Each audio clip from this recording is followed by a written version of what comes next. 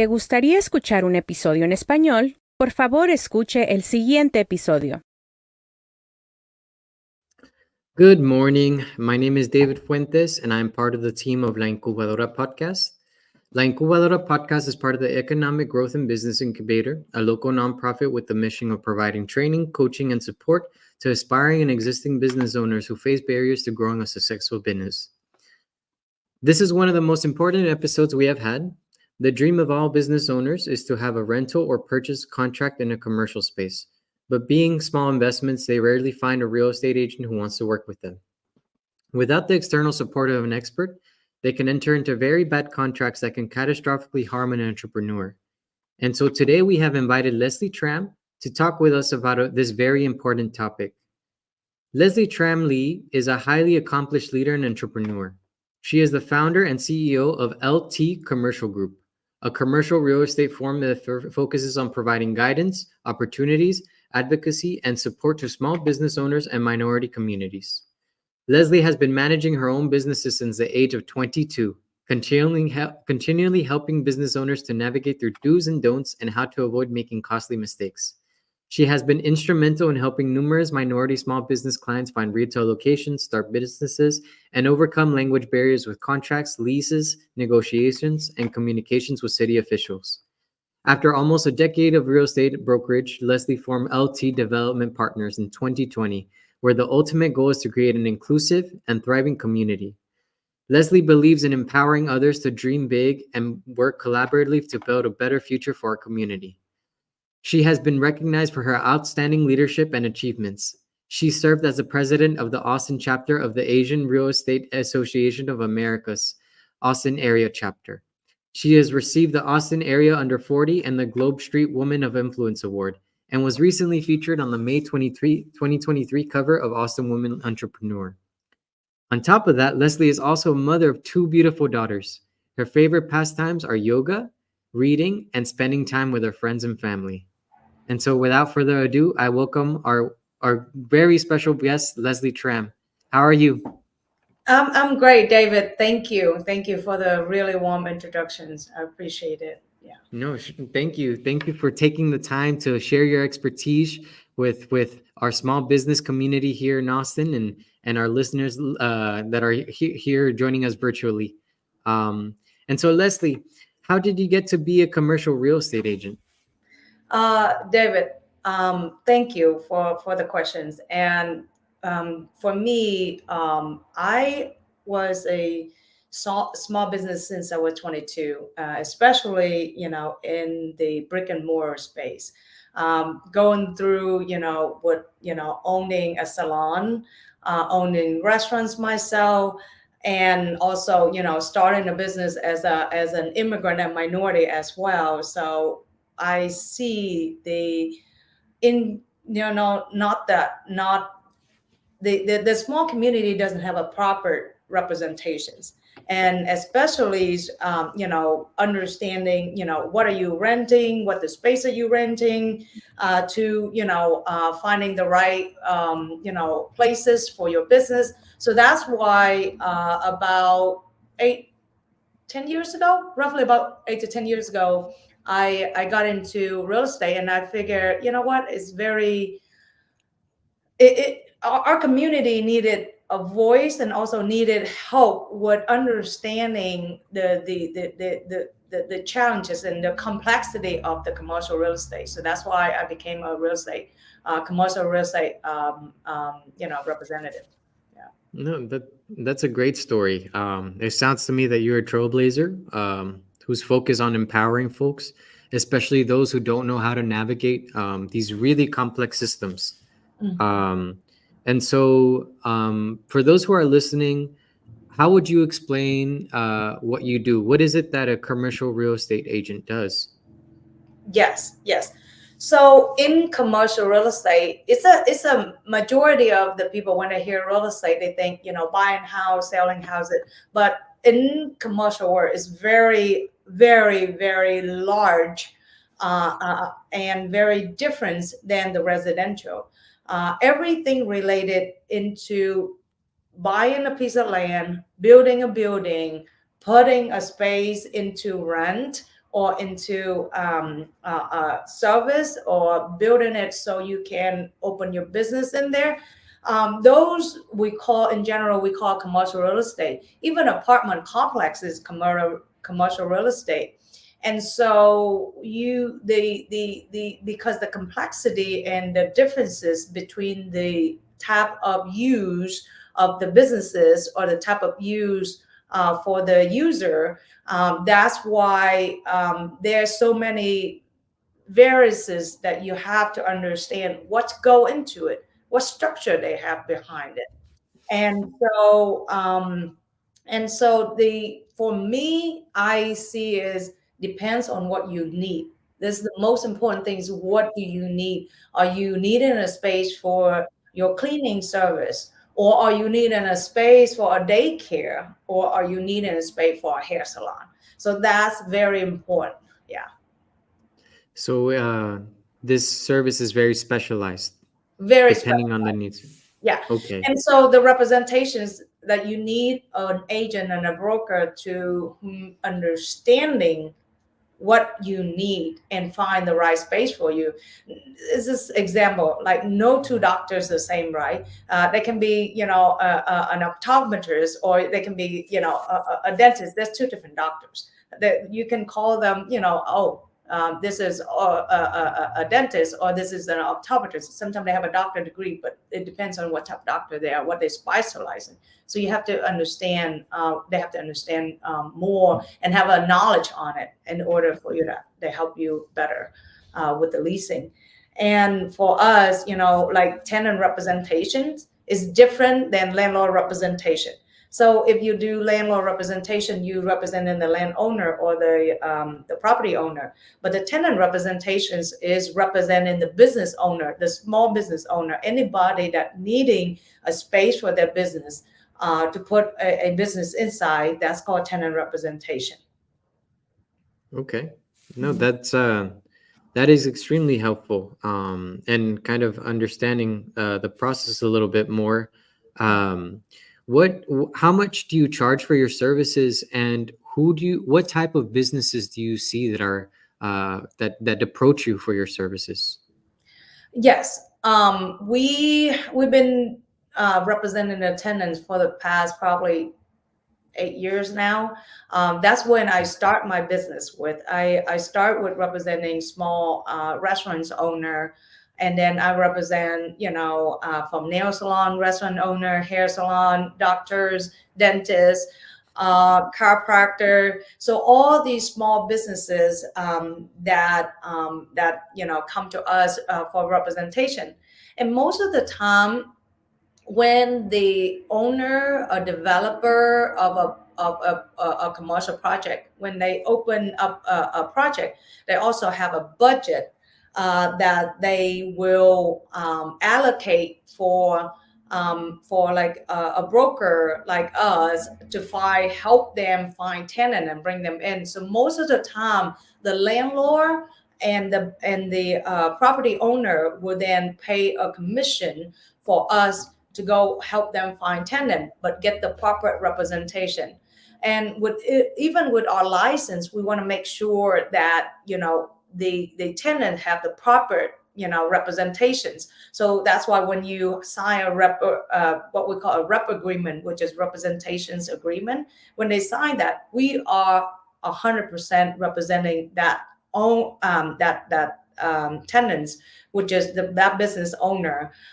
Even though most of the time they don't have to pay us at all. Actually, they don't have to pay us because the landlord has a fee to allocate to pay our commission. But in some case, rarely, but it happened before, where some of the landlord and some of the tenants come to us and say, I really want this space, and the landlord say, I don't want to pay your commission, I don't pay anything, but if you want to have representations like us to come in, we can sit down and help you and look at it to say, okay, maybe we can charge us this small fee to help you understanding this, navigate through this, and all these things as well. So it depends case by case, but 90% the fees taken care of through the landlord. But maybe 5 to 10% sometime that you really you may have to come up with money out of pocket, but rarely. I haven't collect money from tenants for a long long time Yeah. that I've been in this career. Yeah. Mhm. Yeah, no, it sounds like a lot of what you do is kind of advocating for the tenant. Um, and so with that, I'm going to throw a little curveball at you. What is the most interesting tenant that you have worked with? If you want to share an example. Oh wow, you really do throw me a curveball. Interesting tenants. I would say, huh. I gotta think about a story that is really Yeah. basically is very inspiring me. I had one of when I first started this career, and going into commercial real estate is always a tricky part, because because the complexity, even with an agent coming in into this industry, you really don't have a lot of proper training as well. So you have to learn a lot more than just being a transaction, but you have to understanding the business side of it. And so one of my clients, actually, before they became a client, they asked me, they said, hey, I need a location for South Austin to open a pho restaurant. And, when you first started, you don't have a lot of relationship or connections that you understand, where and what's available out on the market. So one day I opened a magazine up and I said, well, this location here is great for, one of a restaurant's owner. And then so I told one of my friends, I was like, what if we can advertise for our, in our community, and let them know that this is a second generation space, that they can open a restaurant. And I have a business owner call me, and she said, hey, look, like, is that a second chance location? Which is, they already have some van hood, something that you just need to tweak it, and you can open a restaurant right away. I say, yeah, if you need my help, I can help you, open a business there. So from that on, I help representing that business, that restaurants, and open a 5,500 square foot pho restaurants down on Riverside. And since then, she's keep expanding and keep expanding from, us being able to help her find a location that she doesn't have to put a lot of money in, at the beginning to fix up the place. I can explain a little bit more on, the type of properties, and then what costs that you have to come out of pocket as a business owner as well. Good. No, thank you for sharing that and sharing that experience. Yeah. I think I know which which one you're talking about. But yes, thank you for sharing that. And it leads me to my next question. What do you recommend a small business owner do before they get into a commercial lease? Yes. I can't address it. I keep saying it over and over and over again, to our client, or anyone that coming into the commercial space. Do your research. Do your research. Because if you don't do your research, is going to you're not getting everything that you needed ahead of time to understand what you get yourself into. So basically, you have to do your research, find out, is this the right location for my business? A hair salon may need a different location versus a cleaning service. There's two different type of businesses, and there may be two different locations that you need. And then the what I call is a demographic. Demographic is who you serving, as a business, right? Demographic is the people that live around you. Are you serving the people that around you within this 3 5 miles radius, or you serving, or you just need a space for your storage, and then you drive out, to North Austin, South Austin, for services. So you have to understanding what's the location, the demographic, who you're serving, and then also the rental cost, right? How much are you going to pay for that space? Because we usually, you have to understand that how much that you have to sell in order for you to budget in your rent monthly. Because if you know, like there's structure where you have to understand, like this is not common, but usually how I use it, and I kind of coaching my client is that, think about it, you have to think about what's your profit look like. Your profit is 10%, 15%, 20%.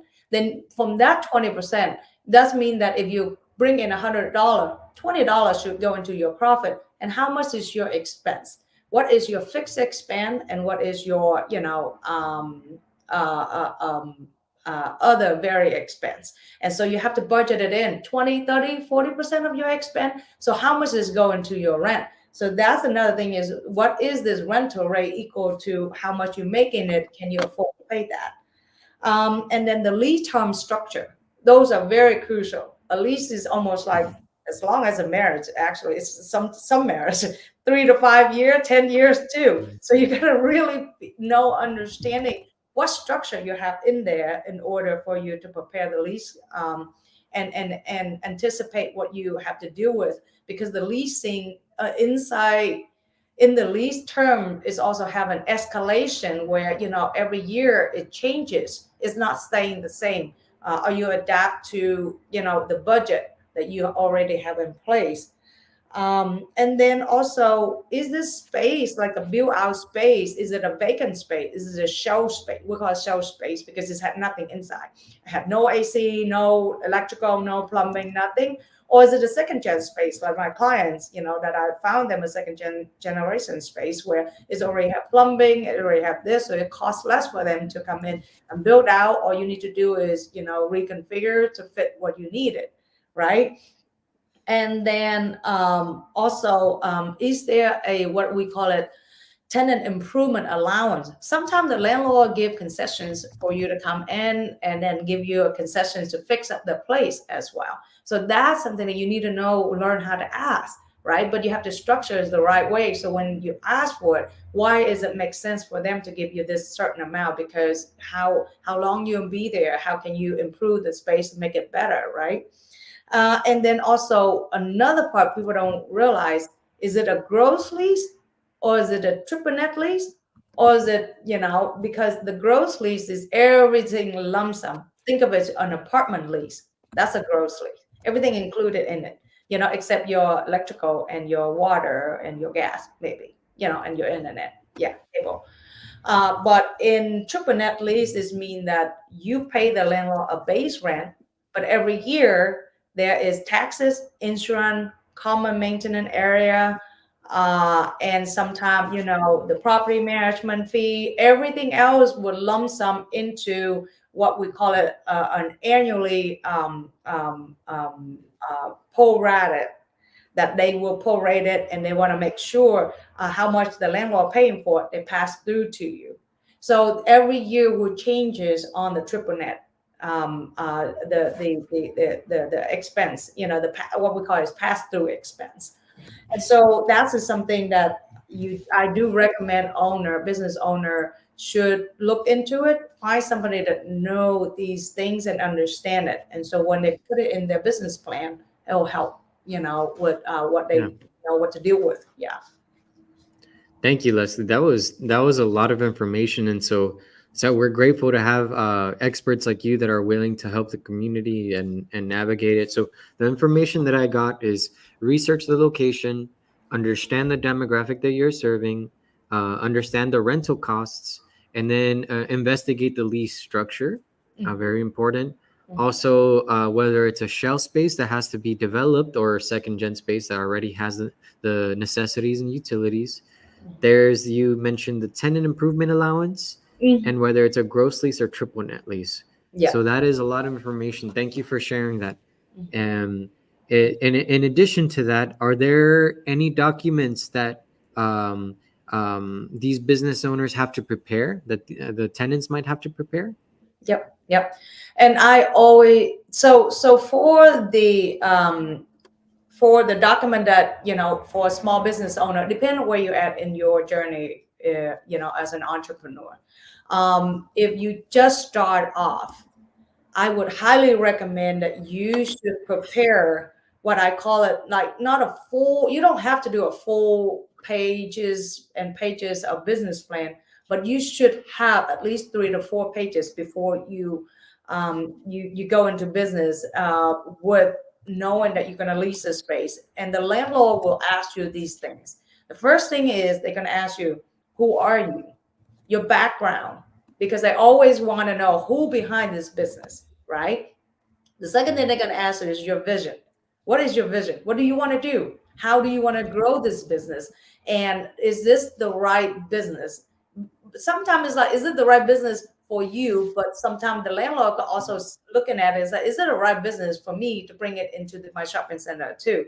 So they always want to know that. So broker like us, we want to make sure we bring you into the right shopping center, because sometimes the landlord either don't want this type of business in here, so we will advise you in advance, and this could be a challenge as well. So and basically you have to look at 2 to 3 years of your projections and expenses, because you have to consider, if you want to put 100% of your time into your business and grow in this business, you don't want to worry so much about how can I afford to pay rent the next day. So you have to be prepared that you have the budget for 2 to 3 years, and knowing this is going to be a good timing for me to go into the business and have financial that I'm ready for it. And then also, now the next question is, how are you going to finance a business? Are you going to get a loan? Are you going to get all of your saving? Or you're working and then work on the business, and you have to go home and then and also have a second job? So those are the things you have to answer for yourself. Especially those are very crucial. The business is so crucial in the first 2 to 3 years of the business, like the baby. It just first year born, it's going to be tough, right? So it's the same concept that I see, is like you should have understanding between 2 to 3 years of planning very thoroughly, especially finance part of it. And also, one thing that the landlord love to see is, how are you going to market your business too? How are you going to get the words out there? How are you going to make money? Yeah.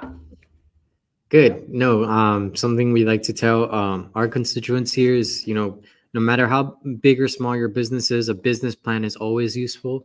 It helps you have a roadmap and a vision, and also communicate that vision to other people.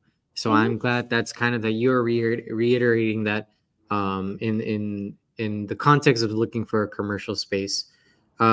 Before we continue, I do want to show you some comments over from Facebook.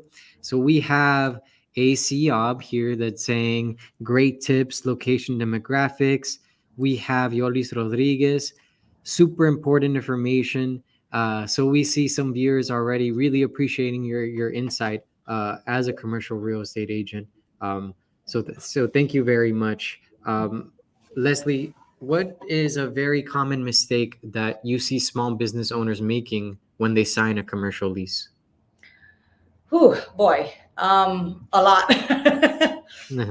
We see the mistake a lot, and that's why I kind of addressed it up front earlier already.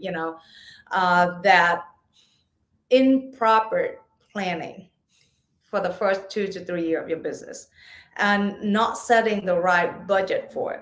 Because remember, when you set a budget, let's just say you budgeted $100,000 for your fixed expense, and then you don't take any income out, and you worked yourself to death, and you didn't earn anything, and then other things run more costly than you anticipated. Let's just say if you getting a space and you think it takes 6 months, or you budget in 6 months for you to build out, but then it run longer. So then is you start paying rent after the 6 months and then you didn't make any money back yet.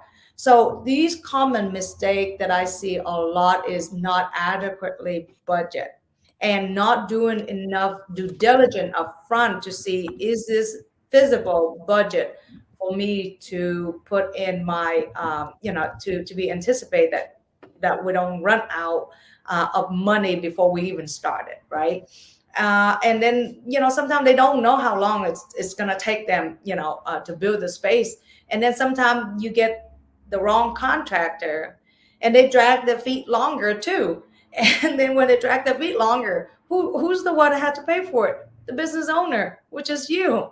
So those are the things that you got to understand so you can negotiate with the landlord to ask, to let them know, communicate with the landlord to let them know these are the things that this is what I'm building. This is what I'm budgeting. Is it enough time? Is it is it enough money? Is it all these things are so crucial. And then the second thing is understand the term of the lease. Because if you don't understand the term in the lease, they that's your most expense.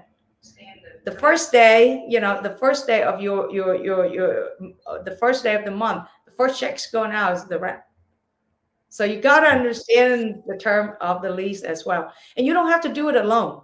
You just have to find the right people. And usually attorney is great at helping you out with the actual legal and actual proper term to put in there.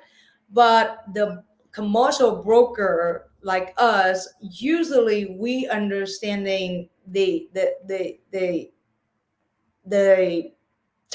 technical part, how we can find you the right space and what term is going to be more favor for you or fit your goal and fit your needs versus of just the legal technical part of it. Yeah. Thank you. So I'm getting that having projections and research is very important, and understanding the lease. Yeah. And so we are getting close to the end of our questions. And so some things that I want to ask you is, if we left anything out in our questions, what is it that you want listeners to take with them today?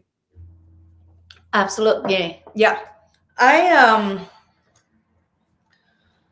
I would suggest that, for me, when I started this business when I was a lot younger, and I am, as an immigrant, I'm very timid. And then also I'm very scared to ask questions. And then because, you think your English is not that great, and then you feel so, you fear of asking the question, or maybe shame if we don't ask the right questions or whatever that is, right? And I didn't know what to ask either, too. So all of those things, I have made my own mistake already. I did. I make all these mistakes along the way. I'm not perfect by any means. I just learn from my mistake, right? So I suggest the listener to don't go through this journey alone. People are here to help. And if you really have the heart, and then you're willing to help people, other people willing to help you. Same, that's how I see it. So us, we're here, we can help you. So if you need anything, just give us a call before you even think about getting into the business. Is this feasible for me to get into it? What kind of trouble am I getting myself into? Am I going to spend the last dime of my saving account to trying to go through this journey or not? Or am I have other financial resources that I can lean on? I can ask other people to help with marketing and things like that. So don't afraid to help, because we'll have people here to help you, and also like with David, with your organizations, your guys there to help set them up or point them to the right directions. So I would suggest open up and ask and planning. The only thing you fail is fail to plan. So plan it, ask the questions and ask to help, and we will point you to the right direction. Yeah. Yeah, no, thank you for sharing that, and for being very very open with us and sharing your story, your experience. I know that a lot of our viewers resonate with you and with your story. I know my boss always tells me, the worst question is a question that you didn't ask. Um, and Yeah. so I will leave it at that. So Lezlie, where can we find you? How can we contact you? Absolutely. Yeah. Um, my company is LT Commercial Group, and we have a team of, English, Spanish, and Korean, other ethnicity, Vietnamese as well. And so for me, I speak Vietnamese. So you can find me at ltcommercialgroup.com. We also have a Facebook, LinkedIn as well. And my email is Lezlie, is spelled with Lezlie at ltcommercialgroup.com. And I have one more thing I want to share. Throughout the journey, the things that I really don't know how to ask, I start reading a lot of book and a lot of podcasts. So some of the book that I highly, highly recommend, and my coach literally make me read it 3 times, and he made me summarize it. And the book that really changed the course of my business is called the E-Myth. Is for to start a business, because when you read this book, the first time it's going to be mumbo jumbo for sure. I read it 6 times, so I suggest just go back and revisit it. It's very a foreign language. We never had gone through this journey before, right? And so it's not like you know everything. So you just read it and you just like, wow, what does that mean? And then when you stumble into your journey, you'll be like, oh, that's what it said in the book, right? So the E-Myth, and then the second book that I've been, I've read about 3 years ago, and I really like it too, is Who Not How. Who know more than you? If you're good at baking a cake, stay with baking a cake. And let somebody else that know how to do marketing, like your team, David, that know how to set up a microphone and get everybody and get the audience engagement. Because we're trying to go out and trying to do all these things. It's not good. But if you come to me and say, hey, Lezlie, can you help me structure this lead and how to get this lead? That's what I'm good at. But you tell me to go and, set up a podcast, may not a good idea. So Yeah. who is the best? And you ask to trade services with each other sometime. And then, that's how you can help each other, right? Yeah. And then it sometimes it doesn't cost you anything. Just all you do is ask, right? So who, not how. And then one more, if you business growing at, the second, I call it like after 3 to 5 years, business start to turn into a terrible age. We call it terrible age, like a 5 or 7 year terrible age. Is where you don't have enough system, you don't have the right system in place and things like that. So there's another book called What the Heck is the EOS? EOS is Executive Operating System, where it's very simple and easy to read, but it's really, really helpful to set up the system for the business so you can have a good foundation to grow from there. Yeah. No, thank you for sharing those resources. And reading is important. Always learning is part of the job of the entrepreneur, is educating yourself, and things are always changing. So it's important to stay up to date with everything. Also leadership. There's a leadership book too, but I didn't mention any. It's more like into all what I really want to focus into the business today. But there's a leadership book that you have to read, because when you grow, not only your business grow, your companies grow. That means, were you a boss when you were the beginning, or are you the boss at a 5-year stage, at a 10-year stage? Where are you at? And at your aging, you grow older, you're more, you need to grow with the business too. You can't just stuck into the same mindset. And then that's another thing, is how can you adapt, right? So those are the things, beside just finding a space, there's more as an entrepreneur. But it's a beautiful piece of art. If you know, if you paint them well, and it's your own masterpiece. And I always tell people that is how would you like it to turn out?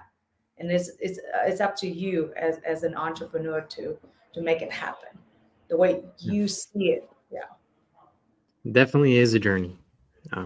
it Well, is. folks, that is all for today. But Lezlie, it has been a complete pleasure having you today.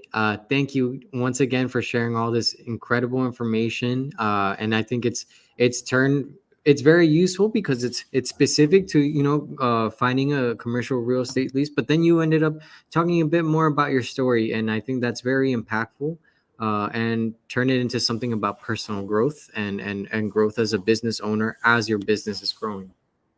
So thanks again, Lezlie. I hope you find this episode useful to you, to all those viewing and watching.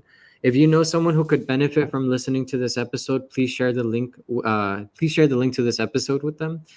And please remember that La Incubadora podcast is part of the Economic Growth Business Incubator, a business incubator in Central Texas that offers training, coaching, and support to small business owners with barriers to achieving success. If you would like to learn more about the Economic Growth and Business Incubator and our services, please visit egbi.org, and we hope to see you on the next one. Thank you so much, Lezlie. Thank you, David. Appreciate you.